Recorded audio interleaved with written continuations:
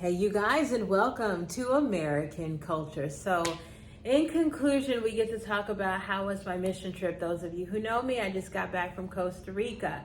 Last year, I was going to go there because on a spiritual retreat. Now, this goes back to how you'll still do the whole God thing, but still have questions, and we'll get to that later.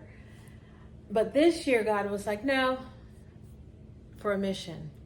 You see, I had been at that point where I was living good. I had all the stuff. What's going on, God? Why am I still not experiencing the promises and the life that you wanted?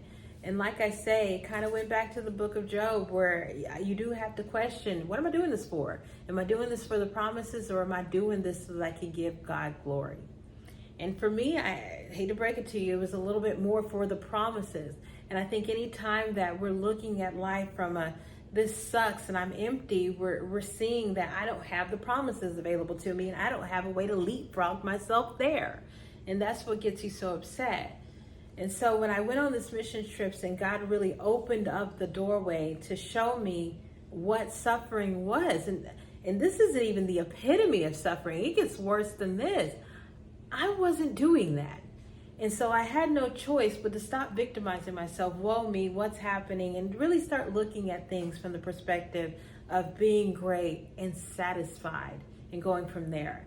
I humbled myself when I saw God's hand in everything. And like I said, when that whirlwind of, eternal love came in and it lets you can do this, by all means. And so I came back from that trip truly trusting God in the details. And that, coupled along with my gratitude, seeing things as great and full, is what now makes up the mindset that I'm taking into this new life.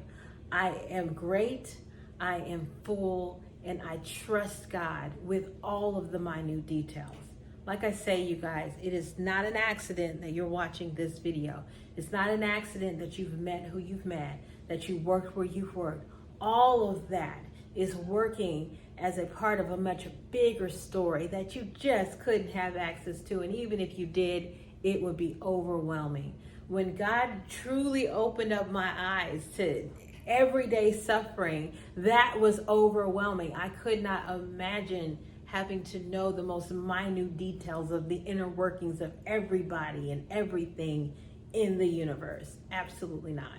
Let me stick to my little piece and go from there. So yeah, when I first got back here, I had like a little bit of a nervous breakdown. What is going on here?